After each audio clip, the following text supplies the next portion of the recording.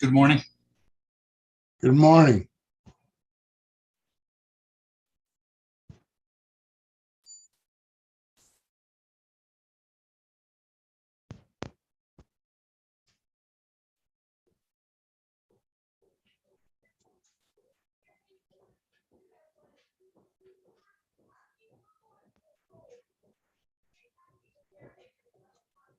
We don't have a quorum yet, huh?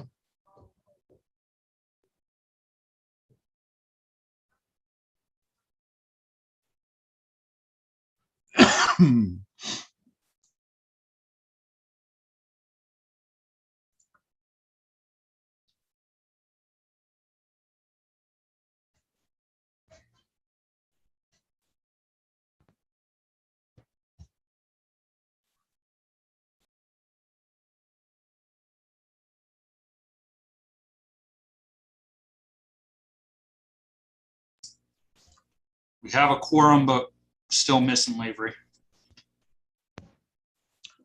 I'll run down real quick, see what he's doing. Okay.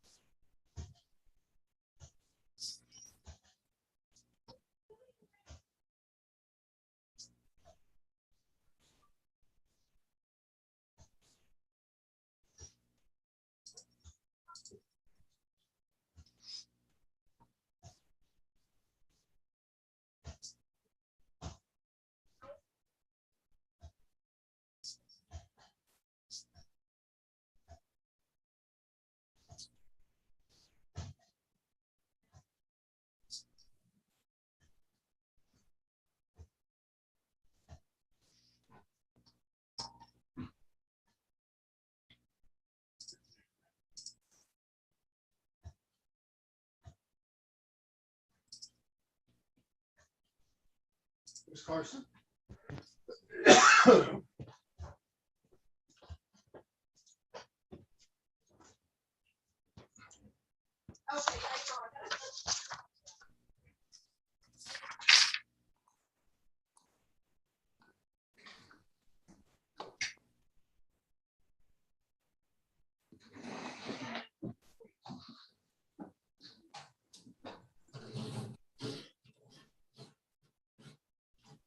Okay, we ready to get started?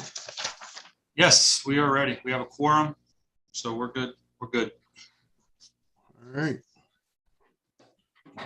Do I have a motion to approve the minutes from last meeting? So moved. Aaron? Second? I'll second. Dave? All in favor, say aye. Aye.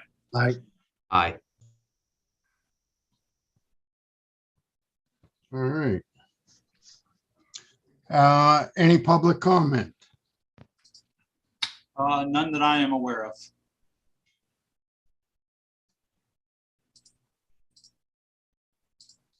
All right. Secretary's report? All right. Currently, we have 191 properties on the blighted property list. 35 of those are under some level of intervention by the Redevelopment Authority or the Erie Land Bank. The 10 that have been bid out for demolitions have started, so those are starting to come down. We have another 4 properties that we will be looking to get out to bid here by the end of April. I had mentioned last month we'd sent out 66 pre-condemnation letters as a method to go through and identify properties for acquisition by the Land Bank and the Redevelopment Authority.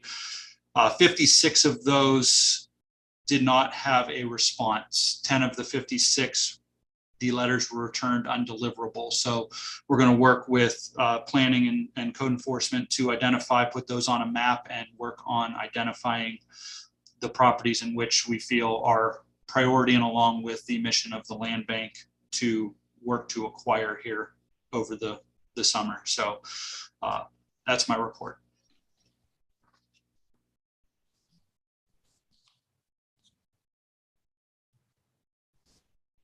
You're muted, Andy. Have we received any correspondence? No correspondence directed at the board.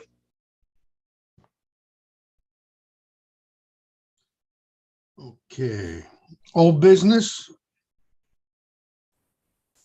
All right. You want to do that one, Aaron, to rescind? Sure. 341 West 29th Street has requested, and Mike and I performed an inspection at the property. Bear with me for a second. Mike, if you want to hit some high notes while I pull up pictures. Yeah, we went in, took pictures. This property wasn't really that far gone. It was blighted for the fact that the previous owner was deceased and it sat for a long period of time with nothing being done. It was overgrown. It was mostly cosmetic, what was needed done. All of that was done. I didn't see anything in there that would have required a permit. There's a new roof. They did some cleaning. They took a fence down. They mowed the back and front grass, cut the weeds down, a lot of cleaning, cleaned it up really well. Painted parts of the inside, are in the process of. It's come along nicely. I would agree. Compared to what it looked like when we blighted it, it's come a long way. That entire backyard was full of debris and weeds and junk when we blighted it. And they put new soffit and fascia boards on, reattached the gutters, and put a new metal roof on. There was a hole in the roof, wasn't there, Mike? Yeah, there was a hole in the roof that was fixed.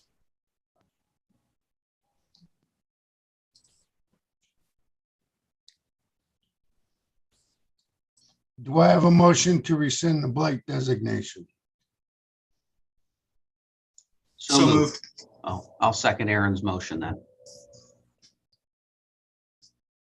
All in favor, say aye. Aye. Aye. Okay. New business. Mr. Lavery? Okay, thank you. Good morning, everyone. So first up, we have 1311 Buffalo Road. This originally came to our attention back in June of 2017. That's when the original case was started. It's been in and out, back and forth with the previous owner and the current owner with notices and violations sent out. The current owner took ownership in April of 2019. Since then, there was a notice sent out for exterior violations in December of 19, August of 20. Three notices were sent out in August of 20 for different violations. They were cited in October of 20, and a quality of life ticket was issued. They were no-show and found guilty. There was another notice sent out in October of 21, exterior. It was never answered or replied to. And then a repair demo order was issued beginning of this month by myself. The taxes, this was bought off of a quick claim deed, which means no title search and back taxes are still owed. So even the taxes are owed from 2020 to today, over $5,000. The water has been off since June of 2019, and there is about a $2,600 balance between water and sewer and garbage. Oh, and then all of the notices were not sent, not returned to owner by a post office, so we have reason to believe they were received.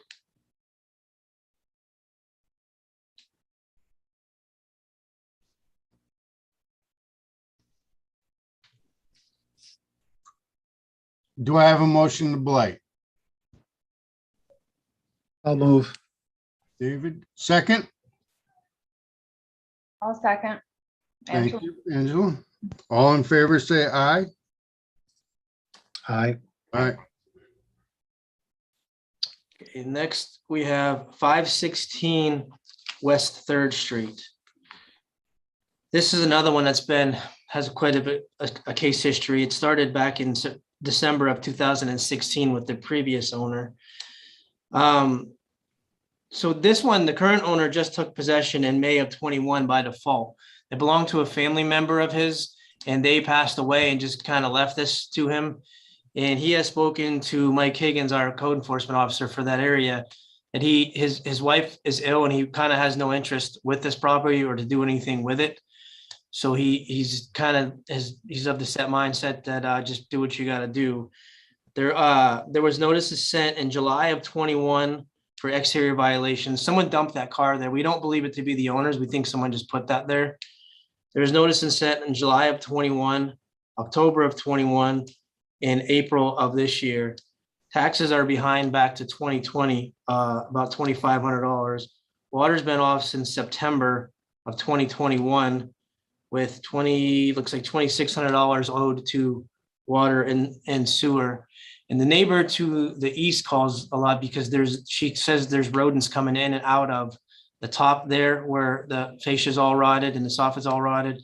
And underneath the back porch, there's a gap in what used to be part of the foundation, and there's raccoons living in there. And to the bottom of that, right there, that the neighbor claims that she chases raccoons in and out of that little crevice there as well. It's missing windows. It looks like it might have been a start and stop rehab at one point in time. Like they started siding part of it and then stopped. I don't know if it was a funding issue or that's when the death in the family occurred, but the current owner has indicated to us that he pretty much wants nothing to do with it. Are we mowing the lawn or are they taking care of it? We think it might be one of the neighbors. We don't know for a fact. We haven't filed a lien to mow the lawn. That's the only thing that's been maintained though is the lawn. Is that tree limb sitting on the roof, Mike, like broken and laying on the roof? No, I don't think so. I mean, I didn't notice it was there. Is that, you mean on the, That one. no, I think it's just, well, I think pieces of the branches might have fallen off. It might a piece of a branch might have fallen onto the roof there. Yes. Thank you. Do I have a motion to blight? I'll move to blight. Nancy, second? I'll second. David, Oh. all in favor, say aye. Aye. Aye. Aye. Okay, next up, we have 640 East 25th Street. The current owners have owned it since 2010. The original case started in July of 2014. There have been notices sent in September of 18 for exterior violations, junk and debris, and high grass. November of 2018 for exterior violations and vacant. June of 2019, there was we posted an order to correct because the previous notices were not being answered for vacant, high grass, junk and debris. In June of 2019, a quality of life ticket was issued for junk and debris and vacant. This is one of those ones where people see it as vacant and there's junk and debris there, so they add to it. They kind of add to the collection. There was notices sent out in April of 21, May of 21, in March of this year was a repair or demo order issued. There's a water lien on it. There are back taxes owed since 2019 for $4,800. The water's been off since May 18th of 2015. So I'm not sure what condition those pipes are going to be in. There's about $1,700 owed in water and sewer liens.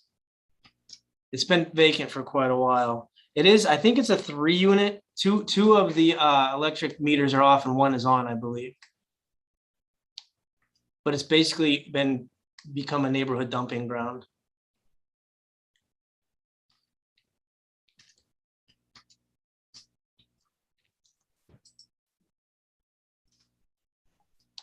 Do I have a motion to blight? So moved. Second? I'll second. Thank you. All in favor, say aye. Aye. Thank you. And lastly, this is a commercial building, 1602 Parade Street. The current owners have owned it since 1990. There are back taxes owed over $163,000 from 2001, but it's been under bankruptcy, which is why it hasn't been sold at any of the tax sales because it's undergoing bankruptcy proceedings. There were notices sent out in September of 18 for high grass and junk and debris. We have liens on this one to cut the grass several times. I think the county has cut the grass as well. There was a notice sent out in December of 18 and a repair demo order is issued in March of 2020. Water's been off since 2004. And I've asked the Chief Inspector Darren Hart to come and maybe speak on this one because he's been inside with a member of the DEP, and I was kind of hoping he can kind of tell us what he saw inside of there. Good morning, everybody. So in 2010, a major hazardous materials remediation effort took place at Blighted plating. They took away 62 drums, 109 containers, and 10 vats of what they considered hazardous waste. They also did, and I went inside with the DEP in 2020 to take a look around. It is a major hazard, safety hazard, fire hazard. The floor on the northeast corner has collapsed into the basement, numerous holes in the roof. The only good thing was there were no signs of any vagrants that had gotten inside. I talked to a gentleman from the DEP this morning. I had a couple questions about if we were to go forward with getting this building raised, are there still any environmental concerns? He did say that they did sampling of the surfaces inside the building after everything, all of the vats and everything were taken out. They did find arsenic, cadmium, hexavalent, chromium, nickel, and cyanide present in the floor and the walls of some sample areas. He did say that if we were to proceed, we would need the state would most likely provide an environmental contractor to come in and do further assessment. There is concerns about soil contamination and groundwater contamination underneath the floor that could have seeped in over the years. I spoke to the gentleman who owns Neathamer and Owens to the south.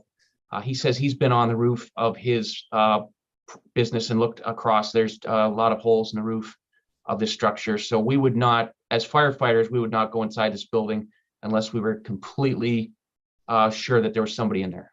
This is a very extremely unsafe building for us. So anything I can do to help move this forward to get this building knocked down would reduce the risk.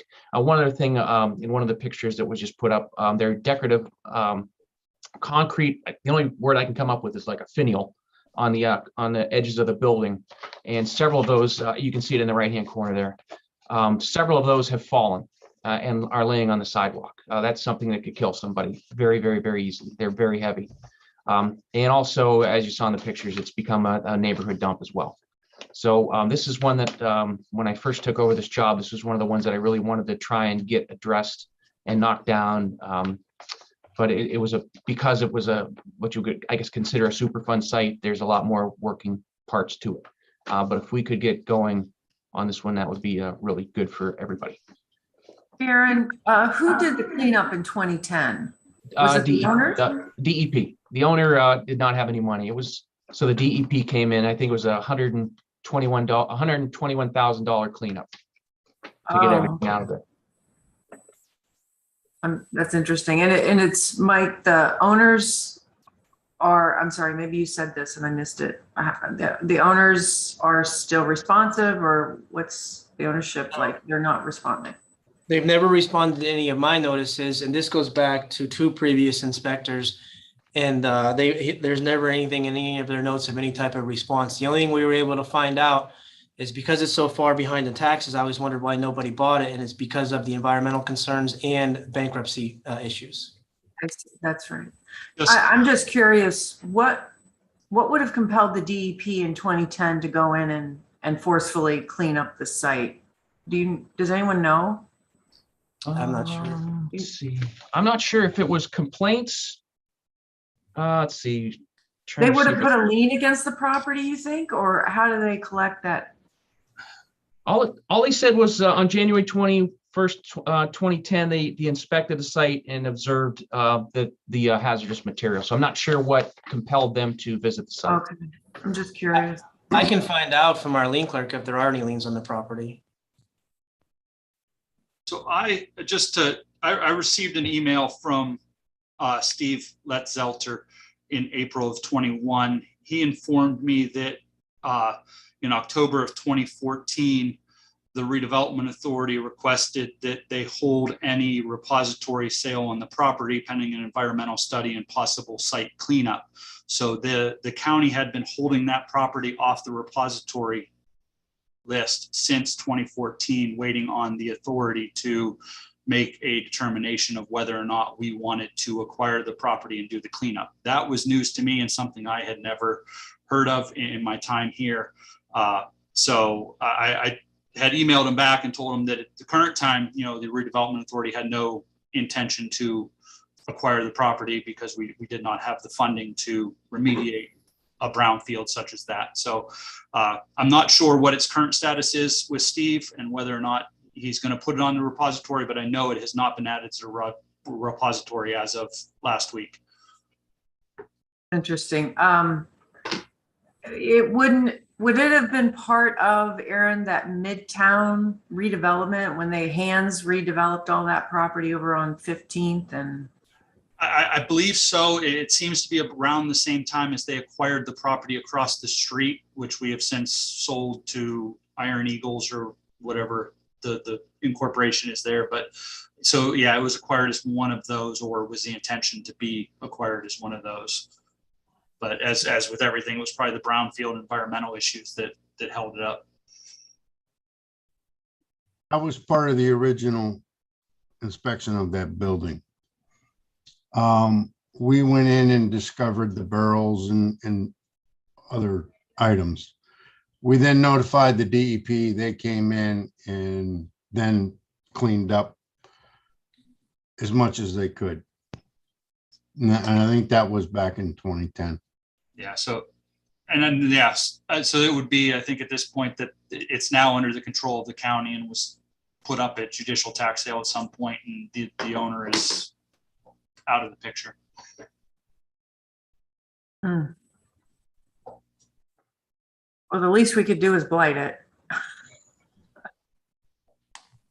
This is a big project, so. And I think that there is potential that the state that they did say that, they could get the environmental contractor to come in and at least do the assessment. It would take about 3 months, according to Chris Saber from the DEP, to get that contractor on board. And then potentially, I know when I spoke to him in 2010, he said there is some money available for these particular sites. I don't know if that money's still available, but at the time he said they might be able to help if we wanted to go forward with this. So there are a lot of moving parts, unfortunately, with this building that would have to be, brought together to get it taken down. Yeah, well, the county RDA, of course, has been sort of stacking some funding to deal with brownfields like they did with Quinty and EMI. Okay. And they have access to those. I don't know what's going to happen with the county RDA, though. I'm not sure what the history of it will be. So it's a big project. How big is the site? Is it Share do you this. think it's something that could be redeveloped eventually? It's a shared building, so there's a shared wall with this Oh. property and a property next to it. I think there's a meat packing plant or something directly to the south of it. Okay. Yeah, kind of that. Yeah. Which is occupied, and they are working out of that sector. We did take a look this morning. The buildings aren't interwoven, thankfully. There's just a mortar joint that separates them. So, wouldn't have to be a project where you'd have to be super careful. I mean, you have to be careful, obviously, but it is a whole separate building, thankfully. We have taken down buildings like that with shared walls before, and what they'll do is put temporary bracing up for that side, which is going to become the exterior wall. Take the building down and then face the side that's exposed to make it weather tight. So potentially its reuse could probably be the adjacent property owner could just have it as a side yard if it's cleaned up, or parking. He expressed this morning that he would love to have that lot for parking. Yeah. Yeah, their situation with backing delivery trucks into that bay off Parade Street, they would probably welcome a entrance off of 16th Street. Absolutely. Parade Street's pretty busy. Even getting these pictures took a bit of time in traffic dodging. Okay.